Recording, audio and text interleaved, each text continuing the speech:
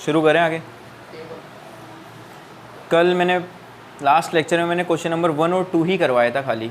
अब मैंने आगे तुम लोग खुद से कर सकते हो, आगे आप सब खुद से क्वेश्चंस कंप्लीट कर सकते हो। क्वेश्चन नंबर 3, 4, 5 तक तो कर ही सकते हैं।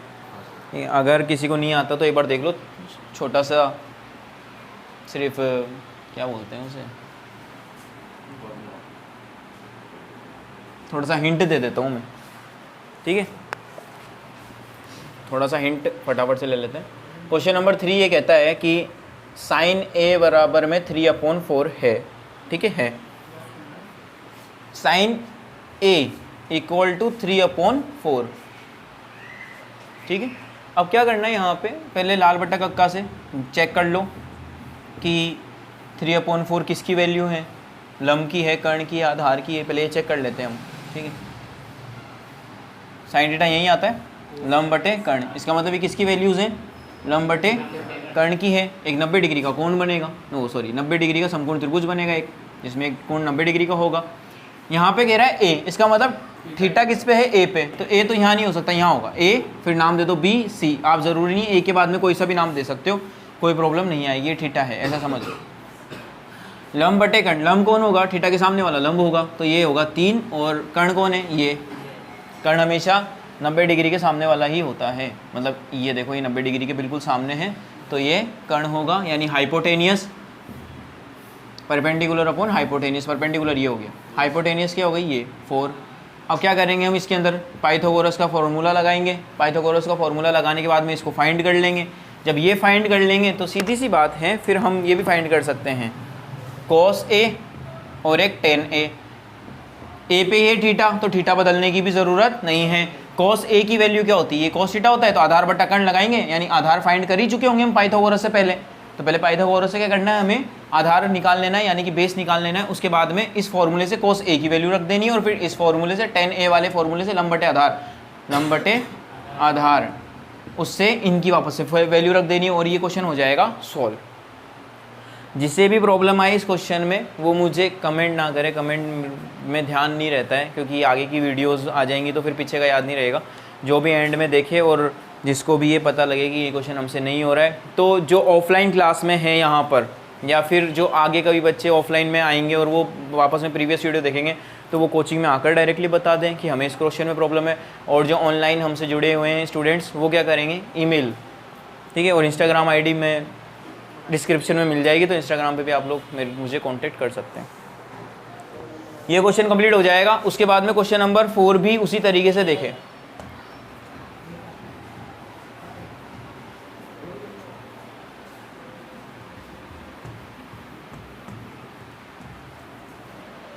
पीछे वाला फैन बंद कर दो ना।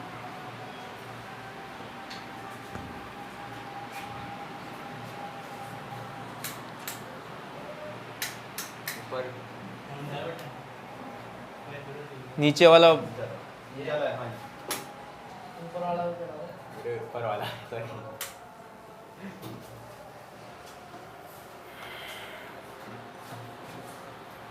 काम ऐसे बच्चे को देना चाहिए जिसे पता हो कि क्या करना है। क्वेश्चन नंबर 4 देखो फटाफट से। 15 cot A इक्वल टू दिया हुआ है 8। 15 cot A इक्वल टू 8 दिया हुआ है, ध्यान दें आप सभी। यहाँ पे 15 इस साथ में मल्टीप्लाई में है, तो cot A इक्वल टू क्या आ जाएगा, 8/15। अब कर सकते हैं, cot A की वैल्यू रख सकते हैं हम लाल बटा कक्का से।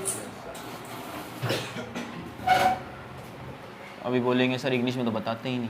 परपेंडिकुलर, पंडित बद्री प्रसाद हर हर बोले, तो फिर cot की क्या वैल्यू हो जाएगी, बेस अपॉन परपेंडिकुलर। यहाँ होता है ना cot थीटा, आधार बटा लंब, ये रख लेना। वही 90 डिग्री का कोण बना लेना, सॉरी 90 डिग्री क्या, समकोण त्रिभुज बना लेना, यानी कि राइट एंगल ट्राइंगल बना लेना। और उसके बाद में उसे बनाने के बाद साइन ए और सेक ए की वैल्यू यहाँ से देख करके पाइथागोरस फॉर्मूला लगाओगे, तो हमें क्या पता लग जाएगा, लंब और आधार हमारे पास में हैं पहले से, तो हमें कर्ण निकालना है, यानी कि हाइपोटेनियस निकालनी है। तो हाइपोटेनियस हमें उससे मिल जाएगी, और फिर इन फॉर्मूलोज में पुट करके हम आगे के क्वेश्चंस को कर सकते हैं। और ऐसे ही क्वेश्चन नंबर 6 है, क्वेश्चन नंबर 6 नहीं, क्वेश्चन नंबर 5। क्वेश्चन नंबर 5 इसी तरीके से, बस उसमें थोड़ा सा चेंज ये है कि क्वेश्चन नंबर 5 में डायरेक्टली दिया हुआ है sec theta equal to 13 upon में 12। अब देखो यहाँ पे सेक थीटा कौन है, ये सेक थीटा है, ये सेक थीटा है, यानी कि हाइपोटेनियस अपॉन बेस, यानी कि क्या है हिंदी में बोले तो कर्ण बटे आधार। कर्ण बटे आधार की वैल्यू हमारे पास में है 90 डिग्री बना लेंगे ऐसे, इस तरीके से कोई भी नाम दे देना अपनी मर्जी से, थीटा यहाँ रख लेना, ठीक है। थीटा आपकी मर्जी यहाँ रखो या यहाँ रखो, उसने बोला नहीं कहाँ थीटा रखना है, ठीक है। अब ये मिटा देता हूँ एक बार में, थीटा हो गया। नाम कुछ भी दे दो, पी क्यू आर, तुम्हारी मर्जी, नाम कुछ भी दो, आपकी मर्जी, उसने नहीं बताया क्या नाम रखना है, ठीक है। अब आगे देखते हैं अपन क्या दिया था, इसकी वैल्यू 13/12 यही दी थी ना, 13/12। और इसकी क्या वैल्यू होती है, सेक थीटा की क्या वैल्यू होती है, कर्ण बटे आधार होती है, यानी कि हाइपोटेनियस अपॉन बेस होती है, यानी हाइपोटेनियस हमें पता है कितनी है 13 है, और बेस कितना है 12 है, ठीक है। पाइथागोरस प्रमेय से ये निकाल लेंगे। और उसके बाद में कह रहा है कि अन्य सभी त्रिकोणमितीय अनुपात फाइंड कीजिए, यानी कि आगे जो बाकी की जो लेफ्ट रिमेनिंग ट्रिग्नोमेट्री रेशियोज हैं उन्हें अपने को क्या करना है, फाइंड कर देना है। तो कौन कौन बचा सेक के अलावा, sin theta, cos theta, tan theta, cot theta, cosec theta, लाल बटा कक्का या फिर पंडित बद्री प्रसाद हर हर बोले वाले फॉर्मूलों से हम सारा का सारा क्या कर लेंगे, इसको फाइंड कर लेंगे। तो ये हो गए आपके 5 क्वेश्चन कंप्लीट।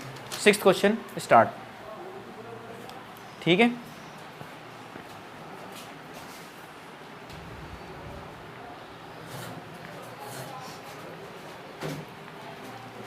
क्वेश्चन नंबर 6, यदि कोण ए और बी न्यून कोण हैं, ठीक है, if angle A and B is acute angle जहाँ cos ए बराबर cos बी है। पहले से इन्होंने क्या दिया है, cos ए बराबर cos बी ही ना, क्या दिया है इन्होंने पहले से ही, cos ए बराबर cos बी, ठीक है। आगे इन्होंने कहा है कि तो दिखाइए कि, यानी कि show that angle A equal to angle B है, angle A equal to angle B है, इन्होंने पहले से ही बताया अपने में। हाँ या ध्यान दो।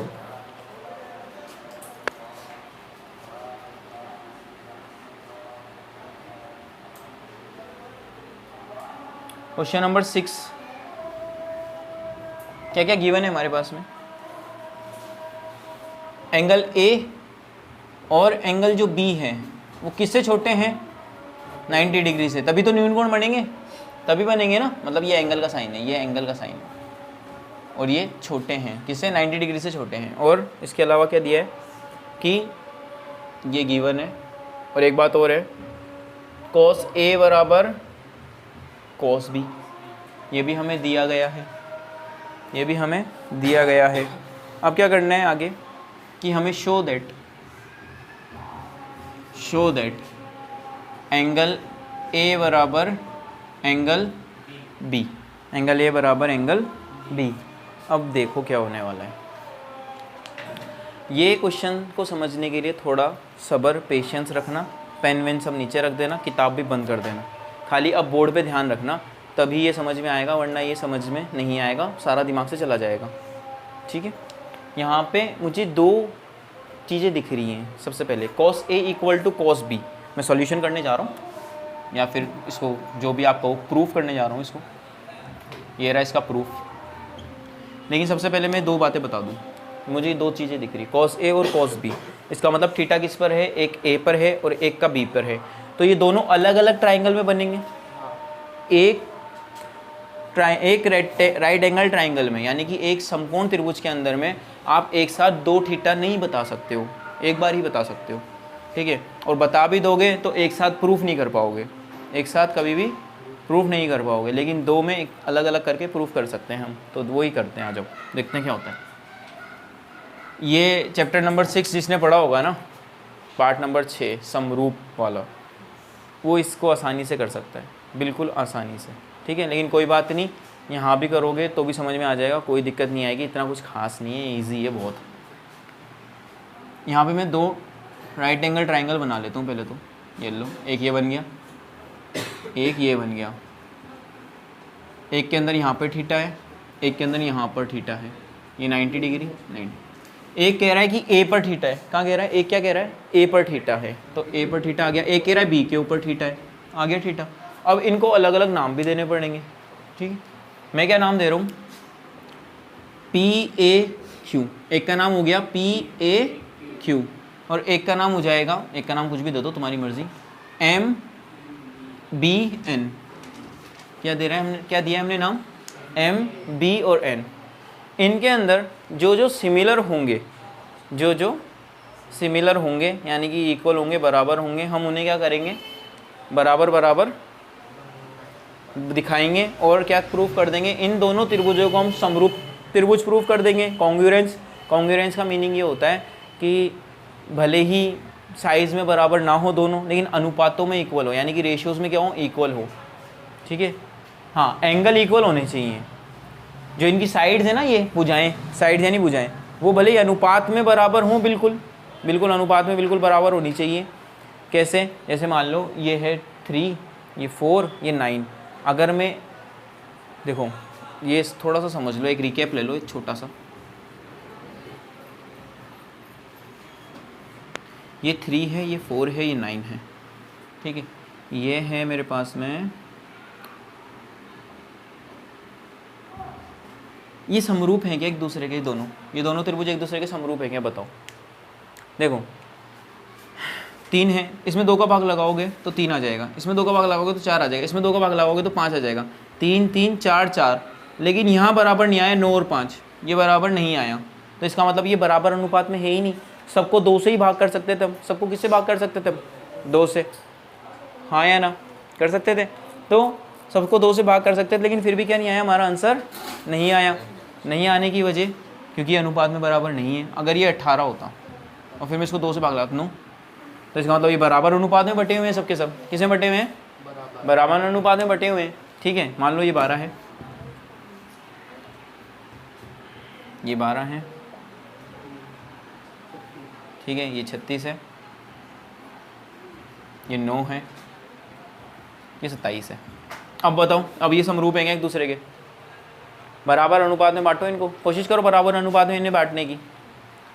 अगर ये बराबर अनुपात में हैं तो ये क्या होंगे,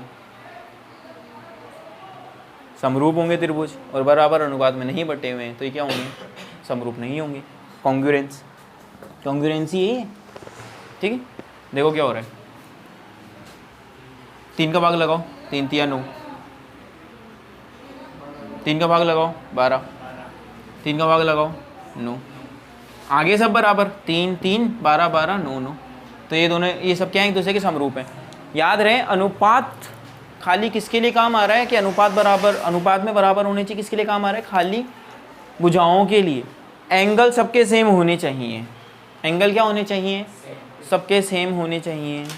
ऐसा नहीं हो कि एंगल सेम ना हो, एंगल बिल्कुल बराबर होने चाहिए। एंगल के साथ में कोई वो नहीं आएगा कि अनुपात बराबर हो या ये हो वो हो। ठीक है,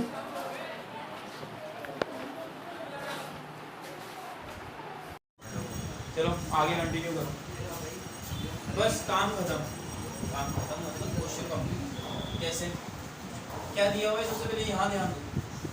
अरे ये ज़्यादा इंपॉर्टेंट नहीं है, ये बात ज़्यादा इंपॉर्टेंट नहीं है।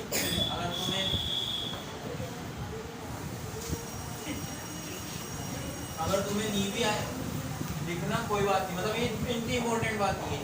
इंपॉर्टेंट ये है, क्या दिया हुआ है, cos A और cos B दिए हुए। तो पहले cos A की वैल्यू निकाल लेते हैं। cos A की वैल्यू क्या होती है, लाल बटा कक्का से, बताओ, मतलब पंडित बद्री प्रसाद हर बोल भाई, ऐसा है, लिख ये होती है, इंग्लिश में बोले तो बेस अपॉन हाइपोटेन्यूज, आधार बेस ही होता है। ठीक है, समझ गए होंगे मेरे ख्याल से। आधार कौन है, जिसपे थीटा और 90 डिग्री दोनों, ये बेस है आधार। कर्ण कौन है, ये यानी हाइपोटेनियस है, ये बेस। क्या लिखूं मैं जरा बताओ, आधार कौन है, AP, यहाँ लिख दो इसकी जगह पे AP, आधार बटा कर्ण होता है ना फॉर्मूला, AP अपॉन में AQ, AP अपॉन में AQ। इसको दे दो इक्वेशन नंबर 1।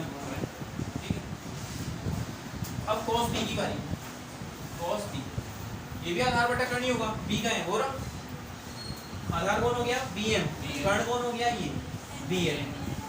BM अपॉन में BN, इसे देना इक्वेशन 1, इसे देना इक्वेशन 2, इसे देना इक्वेशन 3। ठीक है, आप सारे ध्यान दो, सभी ध्यान दो, क्योंकि क्या हो रहा है इसके अंदर में कि ये और ये इक्वल है, cos A बराबर cos B है ना समीकरण 1 से, तो क्या ये और ये भी दूसरे के इक्वल होंगे, है ना। अतः समीकरण 1, 2 और 3, 1, 2 और 3 से और 3 से बाय इक्वेशन 1, 2 एंड 3 आप लिख लेंगे इसमें, जिसकी लिख लेते हैं AP अपॉन में AQ equal to AP upon में AQ BM अपॉन में BN। मैं इसे कुछ मान लेता हूँ इन दोनों, ये बराबर एक दूसरे के, तो मैं कुछ एक छोटा सा एक वर्ड मान लूँ, कोई भी अल्फाबेट मान लेता हूँ, जिससे क्या होगा अपन को, हमें आसानी होगी, इससे आसानी होगी, हमें आसानी होगी, क्वेश्चन करने में आसानी होगी, आप सभी को भी होगी। क्या मान लो, x मान लो, y मान लो, कंसीडर कर दो कुछ, x मान लेते हैं, x मान लेते हैं, इक्वेशन नंबर 4 देखते हैं। हमें दोनों ही राइट एंगल ट्राइंगल के अंदर में क्या नहीं पता, ये पता, ये पता, ये नहीं पता, ऐसा इमेजिन करो कि ये नहीं पता, निकाल लेते हैं। ठीक है, इन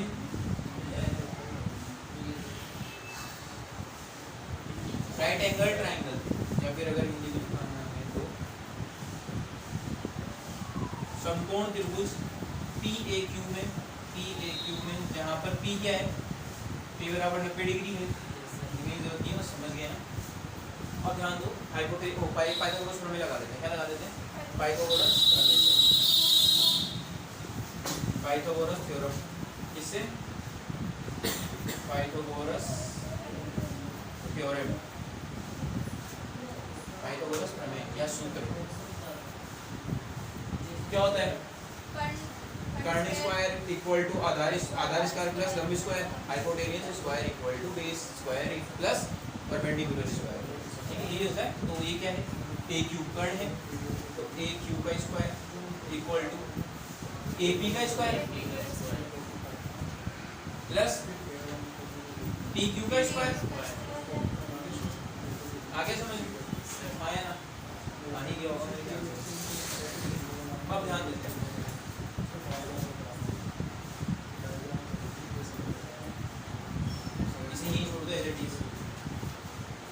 हमने किसकी वैल्यू फाइंड करी है, AQ की, करनी किसकी थी, PQ की, हमें PQ नहीं पता है, तो यहाँ से PQ मिल जाएगा, मिल जाएगा ना। ठीक है,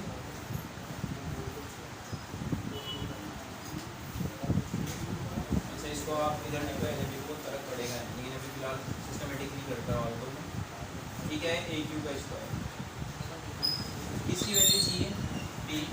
देखो क्यों PQ क्यों चाहिए, क्योंकि cos A और cos B, इसके अंदर में AP और AQ और PM और BM ये तो मिल गए हैं, वैसे सब लोग मिल गए हैं, बस नहीं करना है काम, ये फाइंड करना है ये इसके इक्वल है क्या। ये अगर हम कर देंगे तो हमारा काम खत्म हो जाएगा, जो हम अभी करने वाले हैं। ठीक है, ध्यान रखना।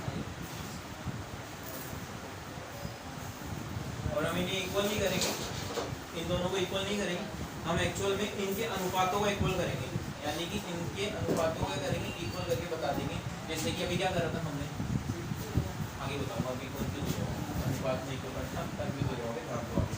AQ का स्क्वायर, ये AP इधर आएगा तो माइनस AP का स्क्वायर बराबर में क्या आ गया, PQ का स्क्वायर, मिल गया PQ। तो अपन हम इसे इधर और इधर लिख सकते हैं, जैसे कि 2 बराबर x लिखो या x बराबर 2 लिखो, बात एक ही होती है। ठीक है, बात एक ही होती है, तो मैं इसको लिख देता हूँ, PQ का स्क्वायर इक्वल टू AQ का स्क्वायर माइनस AP का स्क्वायर। क्वेश्चन नंबर 5 दे देते हैं, क्वेश्चन नंबर 5 दे देते हैं, और स्क्वायर उधर जाएगा तो अंडर रूट भी लगेगा ही, होगा तो डायरेक्ट तो नहीं होगी। अब यहाँ पे छोटा सा पार्टीशन बना, कैमरे में चेक करता हूँ, नीचे का सवाल है, हाँ ये भी तो काफ़ी चले। अब यहाँ ध्यान देते हैं हम ऊपर समकोण त्रिभुज, इसमें MBN सेम कहानी करनी है, पाइथागोरस प्रमेय वाली। क्या करनी है, पाइथागोरस प्रमेय से क्या करना है, इसके इक्वल में क्या दिखाना है, इन दोनों को जोड़ करके दिखा दो। बी एन का square equal to B M का स्क्वायर प्लस एम एन का स्क्वायर।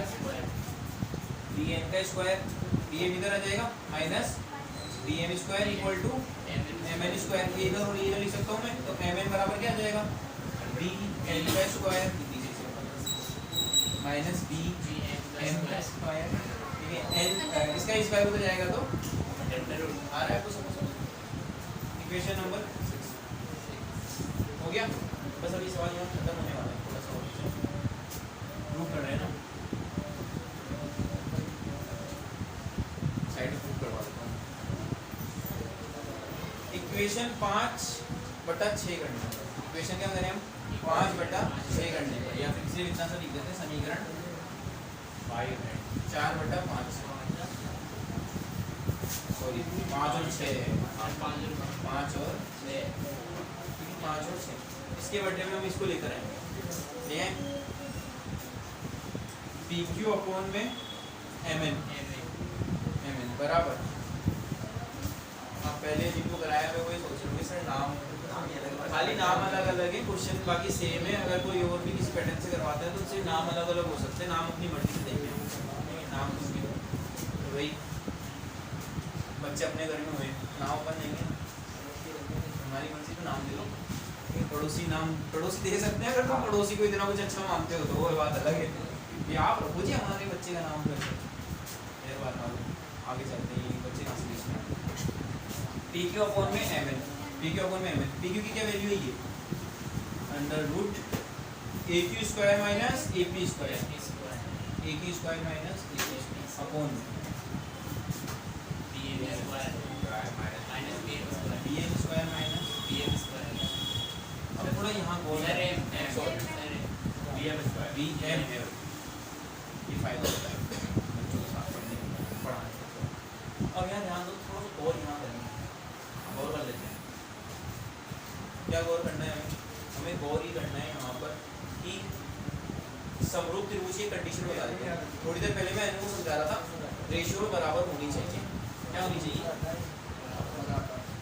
त्रिभुज को हिसाब में कोई फर्क नहीं पड़ता है, ये भी हो सकते थे, ये ज़्यादा छोटे हो गए कैमरे में नहीं,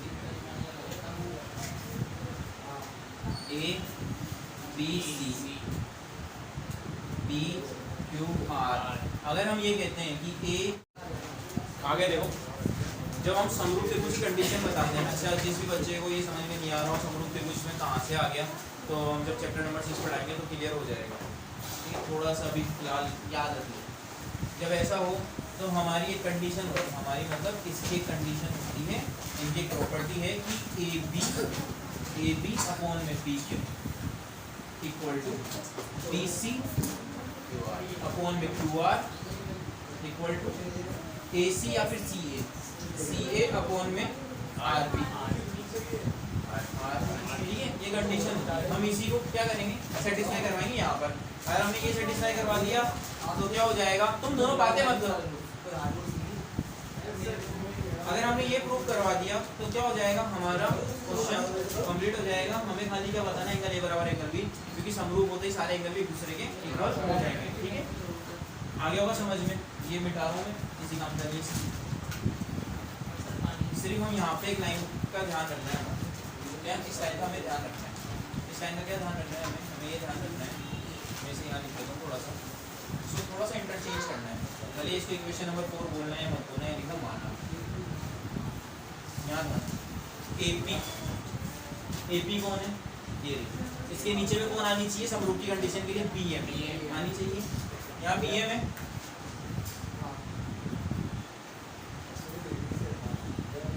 यहाँ बी एम है।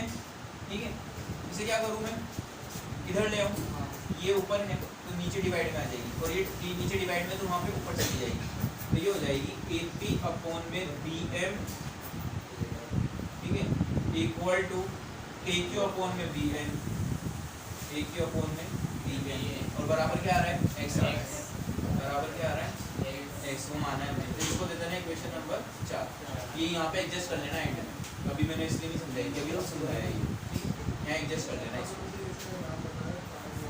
आ गया समझ में बच्चों, तो ए पी अपॉन में बी एम और ए क्यू अपॉन में बी एन बराबर एक्स।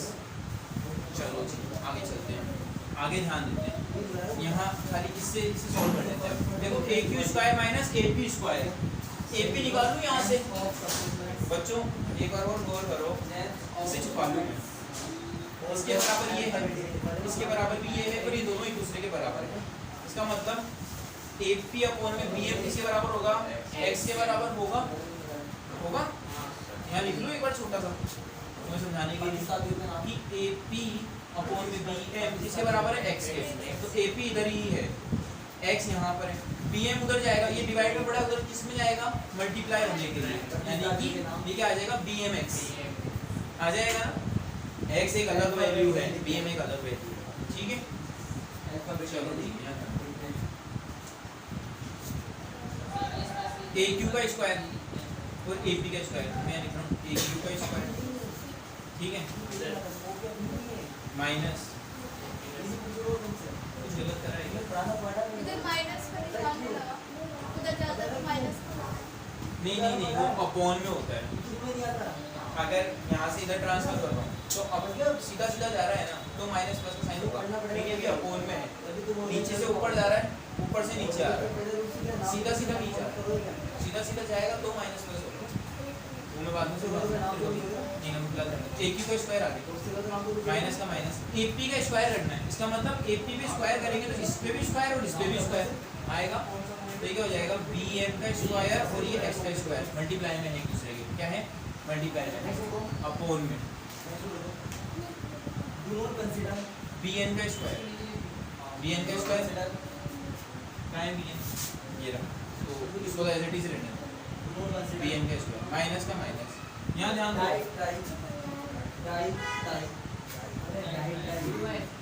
कुछ गलती करी है क्या,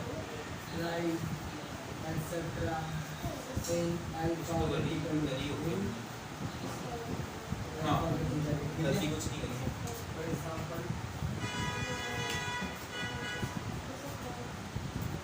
हमें यही चेंज करना है सारा का सारा, कहाँ चेंज करना है, यहीं पे चेंज करना है। तो अभी हमारे पास में क्या है, एक वैल्यू बची है बी क्यू अपॉन में ए क्यू अपॉन में बी एन बची है, क्या बची है, ए क्यू अपॉन में बी एन हमारे पास में बची है, इक्वल टू क्या आएगा, एक्स आ ही रहा है, यहाँ पे एक्स है ना, देखो ए क्यू अपॉन में बी एन बराबर एक्स, तो ए क्यू की क्या वैल्यू आ जाएगी, ये उधर चल जाएगा घुमा होने के लिए, क्या आ जाएगी, equal to X D N, X D N, और इसका स्क्वायर करेंगे तो इनका भी स्क्वायर हो जाएगा नहीं हो जाएगा, तो यहीं इसको तो एज इट इज छोड़ देंगे हम। ए क्यू का स्क्वायर है, ए क्यू का स्क्वायर ये क्या लिखें हम, ये लिख दूं, बी एन का स्क्वायर इंटू में क्या आ रहा है, एक्स स्क्वायर आ रहा है, नहीं आ रहा है, हो गया बस सवाल खत्म है। इसके पास भी एक्स स्क्वायर है, इसके पास भी एक्स स्क्वायर है, कॉमन लोगे, कॉमन निकालोगे तो क्या आएगा बाहर, कॉमन में एक्स स्क्वायर कॉमन ले लो, तो यहाँ खाली बचेगा x और ये अंडर, क्यों, जब कोई वैल्यू 2 का स्क्वायर और ये अंडर रूट में, तो स्क्वायर से अंडर रूट हट जाएगा, इसीलिए x के स्क्वायर से अंडर रूट हट गया। आ रही है मेरी बात समझ में, आ रही है ना बात समझ में, तो x आ गया बाहर, यानी x स्क्वायर बाहर आया था तो अंडर रूट हट गया x स्क्वायर का, क्यों स्क्वायर चला गया और x आ गया बाहर, ये तो अंदर ही रह गया, बी एन का स्क्वायर माइनस बी एम का स्क्वायर तो अंदर ही रह गया, अपॉन में क्या आ गया, ये अंडर रूट बी एन का स्क्वायर माइनस बी एम का स्क्वायर, ये इससे कैंसिल आउट, क्या आ गया हमारे पास में x, किसके बराबर आया है, इसके बराबर कर रहे थे अपन हम, तो पी क्यू अपॉन में एम एन बराबर क्या आ गया, x आ गया, आया ना, x आ गया ना, और x पहले से किसके बराबर है, इनके बराबर भी है, इसको दे देते इक्वेशन नंबर कितनी दे दी थी हमने, 6 तक दे दी थी, 7, अतः समीकरण 4 व 7 से जब ये भी x के बराबर है और ये दोनों भी x के बराबर हैं तो सारे एक दूसरे के बराबर हो जाएंगे, तो क्या आ गया, ए पी अपॉन में B M, A Q upon में B M equal to P Q upon में M N, P Q upon में एम एन, ठीक है। हम क्या कह सकते हैं, जब ये सारे अनुपात एक दूसरे के बराबर आ गए तो ए पी अपॉन में बी एन, ठीक है, ए क्यू अपॉन में B N, A Q upon में B N P Q upon में M N, P Q upon में एम एन सब बराबर आ गए। तो ये क्या हो गया, प्रॉपर्टी हो गई किसकी, समरूप त्रिभुज की, यानी कि त्रिभुज पी ए क्यू समरूप होगा किसके, एम बी एन के, त्रिभुज एम बी एन के। अतः हम क्या कह सकते हैं, बाय किससे हुआ ये, bye triple sorry by S S S, इस रूल से हुआ ये, भुजा भुजा भुजा, साइड साइड साइड, ठीक है। सारी बुझाएं नहीं है ना मैंने इसको प्रूव करने के लिए, कौन लेता तो ए लिख लेता। अब ध्यान दो, अतः जब समरूप होगा तो कोण भी बराबर होंगे, ये वाली इसकी, ये वाली इसके और वो वाली इसके। तो एंगल ए बराबर क्या आ गया, एंगल बी, एंगल ए बराबर एंगल बी, ये क्या हो गया हमारा। ये क्वेश्चन इस तरीके से होगा, आगे समझ में नहीं आया होगा तो ये क्वेश्चन तभी समझ में आएगा जब आप इसको एक से दो बार खुद से कर लोगे, वरना ये कभी समझ में नहीं आएंगे। ये क्वेश्चन ऐसे है, मैं कितनी बार करवा लूँ। एक्सरसाइज नंबर 6 भी ऐसी है, एक्सरसाइज नंबर 8.4 में भी जो क्वेश्चन प्रूफ एंड दैट वाले हैं वो भी सब ऐसे हैं कि मैं कितनी भी बार करवा लूँ, आपको तब तक नहीं आएंगे जब तक आप खुद से कॉपी निकाल करके 2 या 3 बार ना पढ़ लो, ठीक है। हमें इसलिए मेरी कुछ गलतियाँ होती रहती है बीच में, मैं सोल्व करता हूँ बाद में, फिर उसको सही करता हूँ, ये आपको समझाने के लिए। लिखने में अगर आप चाहो सब साइड में लिख सकते हैं, ठीक है। आपको पता होना चाहिए वैल्यू कहाँ से है, इसलिए लिखना जरूरी, लिख लेना याद रखने के लिए, बाद में याद नहीं रहता है, ठीक है। हम भी स्टूडेंट रहे, हमें पता है क्या होता है, क्या होता है, उस टाइम पे रहता है अरे सब ऐसे लिख रहे हैं, लेकिन अभी हमें पता है कि वाकई क्यों बोलते थे। तो आज के लेक्चर में इतने, अगले लेक्चर में